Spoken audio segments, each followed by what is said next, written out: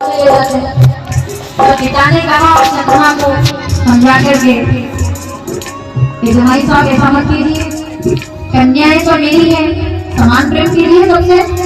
बोले नहीं मैं अगली बार ध्यान रखूंगा, सबको साथ में खाने ले जाऊंगा। अगली बार वापस आई, कन्याएं फिर दुखी होकर पिता से कहती है, बोले रोहिणी से तो बड़ा प्रेम करते हैं चंद्रमा, हमसे नहीं करते। तो प्रजापति दक्ष ने क्रोधित होकर के चंद्रमा को श्राप दे दिया। आइए चलते हैं सोमनाथ, बोलिए सोमनाथ महादेव की। श्राप दे दिया क्षय रोग का, तो दाग पड़ गए चंद्रमा में। चंद्रमा दुखी हो गए और जब क्षय रोग से पीड़ित होने लगे तब नारायण भगवान से पूछा कि मैं क्या करूं। नारायण भगवान ने कहा शंकर भगवान की प्रार्थना करो। शंकर भगवान का पार्थिव शिवलिंग का निर्माण करके गंगा जल से जो लोग अभिषेक करते हैं वो शरीर के मतलब त्वचा रोगों से मुक्त हो जाते हैं। पार्थिव शिवलिंग का निर्माण किया चंद्रमा ने। 10 करोड़ शिवलिंग बनाकर गंगा जल से जो अभिषेक किया तो शंकर जी प्रसन्न हो गए, सौराष्ट्र में क्योंकि चंद्रमा के लिए प्रकट हुए तो सब देवताओं ने प्रार्थना की, बोलिए सोमनाथ महादेव की। ये चंद्रमा के देवता है जिन्हें वहाँ पूजा करने से अनेक प्रकार के रोगों से मुक्ति मिलती है, इसलिए वो सोमनाथ बने। सोमनाथ प्रकट हुए। चंद्रमा ने कहा मानो क्या मानते हो। चंद्रमा ने कहा मुझे मेरे ससुर ने क्षय रोग दे दिया है। शंकर जी कहते कोई बात नहीं, दुनिया का कोई भी रोग हो कोई फर्क नहीं पड़ता, तुम्हारे इस रोग को मिटाने के लिए ही मैं तुम्हें सरकार की तरह अपने मस्तक पर धारण करूंगा। आज से दुनिया तुम्हें मेरे मस्तक पर सुशोभित देखेगी। जब ये सुना तो चंद्रमा प्रसन्न हो गए और बता दिया कि पूरे महीने में एक समय तुम्हारे घटने का और दूसरा समय तुम्हारे बढ़ने का होगा। पूर्णिमा पर तुम्हारा रूप खिलेगा और उसका दर्शन करने वाले को मेरी साधना प्राप्त हो जाएगी। बोलिए चंद्रदेव की सोमनाथ, सौराष्ट्र सोमनाथ, श्रीशैले मल्लिकार्जुन। बेटे कार्तिकेय को मनाने के लिए मल्लिका और अर्जुन बनकर के गए शंकर पार्वती, क्योंकि गणेश जी ने माता पिता की परिक्रमा की थी ना, तो कार्तिकेय रूठ गए। बोले मैं तो धरती पर घूम के आया, ये गोल गोल घूम के प्रथम बुद्धि बन गए, तो कार्तिकेय रूठ गए। शिव पुराण कभी होगी हम लोग सुनेंगे। उनको मनाने के लिए श्रीशैल पर्वत पर पहुंचे मल्लिका अर्जुन, तो लोगों ने वहीं पर रोक लिया। बोले बेटा मिले ना मिले लेकिन आप हमें मिल गए, आपको बेटा मिले ना मिले आप हमें मिल गए, आपको यही लेना पड़ेगा। तो भगवान मल्लिकार्जुन बन करके द्वितीय ज्योतिर्लिंग के रूप में विराजमान हो गए। ऐसे मेरे भोलेनाथ, आइए प्रणाम करते शंकर भगवान की।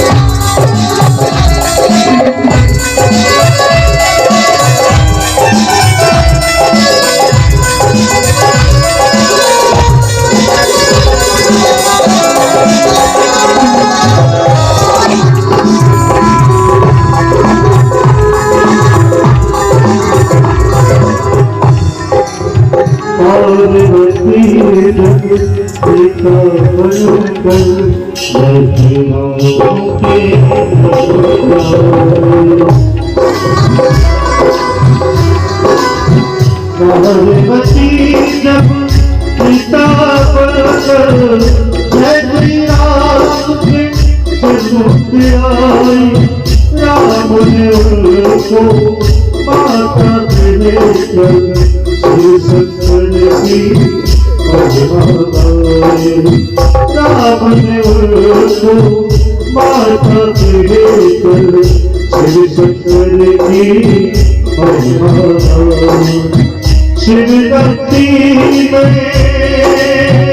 हो सब कुछ पूजा, शिव के बोलो नहीं कोई दूजा, और शिव और तू मेरे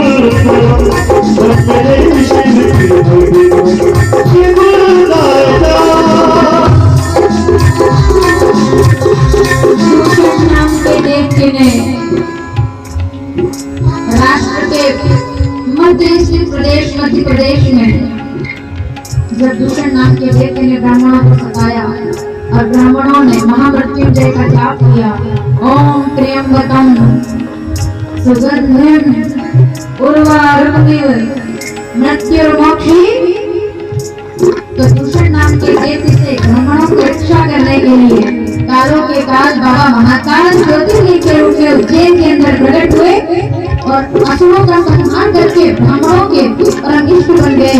बाबा महाकाल अपने स्वरूप में विराजमान होते हैं और दूषण जैसे देवते का शाश्वत अस्त्र से सर्वनाश कर देते हैं। तो लोगों ने कहा, हम तो मध्य प्रदेश मालवा के भले वाले लोग यहाँ पर ढूंढने कहाँ जाएंगे, आप यहीं विराजमान हो जाइए। तब बाबा महाकाल विराजमान हो गए। जय महाकाल। ऐसे है हमारे शंकर भगवान। अरे अद्भुत कथा है। 12 ज्योतिर्लिंग, सौराष्ट्र, सोमनाथ, मल्लिकार्जुन, उज्जैनिया महाकाल, ओंकार, अमलेश्वर, विंध्य पर्वत ने साधना की तो पश्चिम महीने नर्मदा के तट पर ओंकार प्रकट हो गए। विंध्य पर्वत की साधना से और अमलेश्वर और ओंकारेश्वर एक ज्योतिर्लिंग से दो स्वरूप में आज भी बाबा की वहाँ पूजा होती है। जो यहाँ आकर के पूजा करेंगे उनका मान सम्मान और यश और कीर्ति सदैव समाज में बढ़ता रहेगा। इसलिए लोग नर्मदा की परिक्रमा करते हैं और शंकर जी की साधना करते हैं, क्योंकि उस साधना से पद प्रतिष्ठा कीर्ति बढ़ती है। कीर्ति बढ़ाने वाले ओंकारेश्वर महादेव। ठीक है।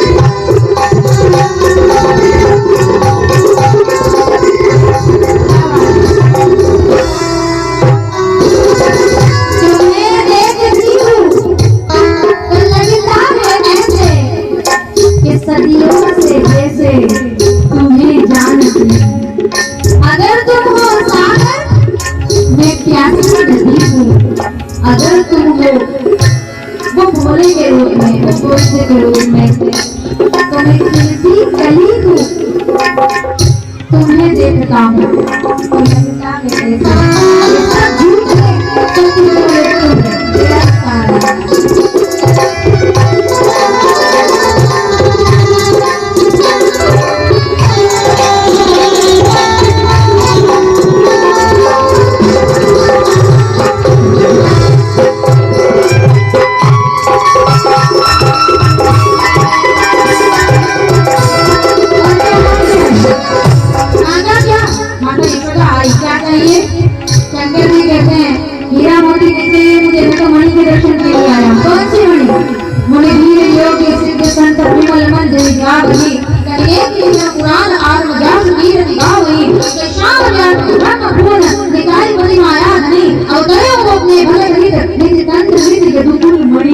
गोविंद के दर्शन के लिए आया हूँ। क्या चाहिए? ना चाहिए तेरे चाहिए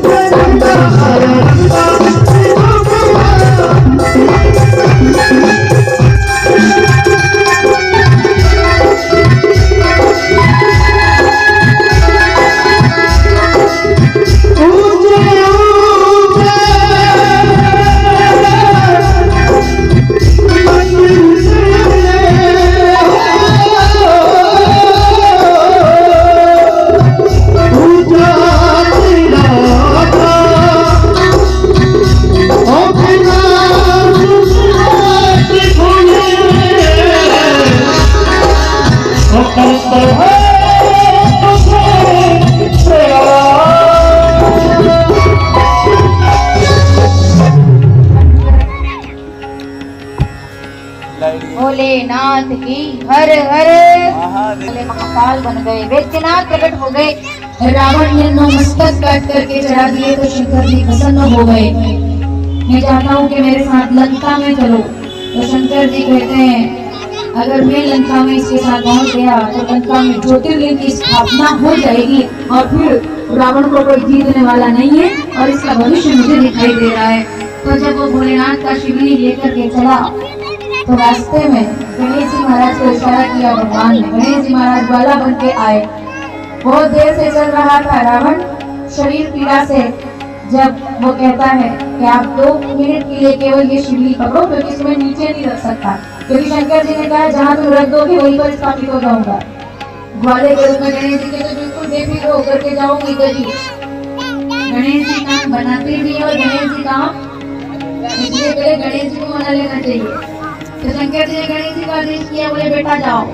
रावण से शिवलिंग लिया। रावण जैसे ही लघु चिंता के लिए आया और तब गणेश जी ने वहीं पर स्थापित कर दिया वैद्यनाथ महादेव को। ज्योति प्रकट हो गई, देवताओं ने आराधना कर दी, वैद्यनाथ प्रकट हो गए। बोलिए वैद्यनाथ महादेव की। बाबा भोलेनाथ और माता पार्वती के साथ काशी विश्वनाथ बनकर के प्रकट हो गए। नर नारायण ने तप किया तो केदार बनकर के प्रकट हो गए। सुधर्म नाम के एक ब्राह्मण की पत्नी जो कि बड़ी ही भावनात्मक थी लेकिन उसके घर बेटा नहीं था, तो उसने अपने पति से कहा कि मेरे घर बेटा नहीं प्राप्त हो रहा है, तो मैं चाहती हूँ कि मेरी मर्जी से ही आप मेरी बहन से शादी कर लो जिसका नाम है भुष्मा। भुष्मा से उसका विवाह करा दिया अपने पति का, अपनी इच्छा से। लेकिन जब भुष्मा के घर बेटा हो गया, क्योंकि भुष्मा शिव भक्त थी, ठीक है माता, तो भुष्मा ने शिव जी की आराधना करके बेटा पा लिया। अब बेटा मिल गया तो बेटे से इतना प्रेम हो गया सुधर्म को कि वो ज्यादा ध्यान बेटे पर देने लगा। तो वो जो पहली पत्नी है उसको इच्छा हो गई कि मैंने अपने ही पैर पर, मुझसे जो पति प्रेम करते थे मैंने अपनी बहन से विवाह करवा दिया।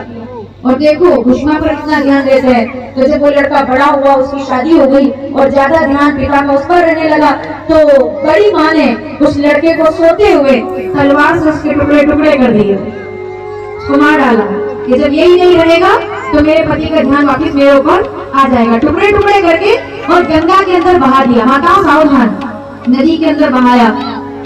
जब उसकी पत्नी यानी कि विवाह हो गया था बेटे का, तो उसकी पत्नी ने देखा पूरे बिस्तर पर खून है, शरीर नहीं पड़ा लेकिन खून पड़ा है। तो वो दौड़ कर आई अपनी सासू माँ के पास। सासू माँ मतलब भुष्मा और पति, उनके दोनों सुधर्म दोनों ध्यान कर रहे थे। वो रोज पार्थिव शिवलिंग बना करके नदी के अंदर प्रवाहित करती थी। तो वो बहू दौड़ कर आई, बोले गजब हो गया, गजब हो गया। ससुर जी से कहा, बोले आपका बेटा नहीं रहा, उसका वध कर दिया है बड़ी माँ ने, उसको मार डाला। सुधर्म घबरा गए, पत्नी से कहा तुम्हारा बेटा नहीं रहा। भुष्मा तब भी शिव जी पर जल चढ़ाती रही, तुमको फर्क नहीं पड़ता क्या, तुम्हारा बेटा नहीं रहा। पत्नी बोली मेरा पति नहीं रहा। तो भुष्मा कहती है शंकर जी ने दिया था उसने वापिस ले लिया, चिंता की क्या जरूरत है, देने वाला भी वो है और उनके हाथ में सब। ऐसा कहकर के बिना रोए शिव जी का जो पार्थिव शिवलिंग बनाया था, रोज शिवलिंग बनाकर नदी में प्रवाहित करने जाती थी। जब प्रवाहित करने के लिए गई और जहाँ पर नदी में शिवलिंग को छोड़ा, वहीं से डुबकी लगा करके उनका बेटा सामने आकर के माँ माँ कहते हुए प्रकट हो गया और शंकर जी प्रकट हो गए। भुष्मा मैं तेरा ईश्वर बनकर आया हूँ, माँ को क्या मांगती हो। तो भुष्मा कहती है कि यही विराजमान हो जाइए। तो वो भुष्मेश्वर बनकर के ज्योतिर्लिंग के रूप में विराजमान हो गए। बड़ी अद्भुत कथाएं 12 ज्योतिर्लिंग विश्वनाथ के रूप में आए, केदारनाथ के रूप में आए, वैद्यनाथ के रूप में आए।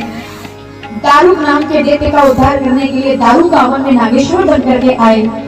ऐसे बाबा भोलेनाथ अद्भुत कृपा के उनकी वो दर्शन करने आए हैं गोकुल में। हरिहर मिलन हो रहा है। आप सोच रहे होंगे कि 12 ज्योतिर्लिंग क्यों बनाए गए, क्योंकि आज गोविंद के दर्शन के लिए शंकर भगवान आए हैं। वैसे तो कन्हैया जी को तुलसी चढ़ाई जाती है और शंकर भगवान को तुलसी कभी नहीं चढ़ाई जाती, लेकिन जिस दिन हरिहर मिलन हुआ उस दिन शंकर भगवान और नारायण एक हो गए। ठीक है, तो जिस दिन वो दोनों एक हो गए उसको हरिहर मिलन कहते हैं। और कहते हैं कि शंकर भगवान जब दर्शन करने आए प्रतीक्षा में बैठ गए। आज भी भोलेनाथ बैठे हुए गोकुल में उस ओटले पर कि मुझे कन्हैया का दर्शन हो जाए। बोलिए कृष्ण कन्हैया लाल की। क्या अद्भुत बात है, भगवान की लीलाएं चल रही है गोकुल के अंदर, सब आनंद है, सब प्रकार से गोपियां दर्शन कर रही है। 1 साल के हो गए भगवान, और जब 6 माह की उम्र में उनका नामकरण हुआ, बड़े भैया का नाम बलराम और छोटे भैया को कृष्ण कहा जाएगा। बोलिए कृष्णचंद्र भगवान की। 1 वर्ष के हुए भगवान को दाऊ के संग दौड़न लगे कान्हा नंद के आंगन में भी, आंगन से द्वारे आगे गांव की गलियों में भी आनंद की एक लहर सी दौड़ी, तो गोपियों और नैन झरोखल में भी गोपियां दर्शन करती है कि हमारे गोविंद, हमारे कन्हैया दौड़ करके आते हैं और गोपियां चले जाते हैं। और पिता ने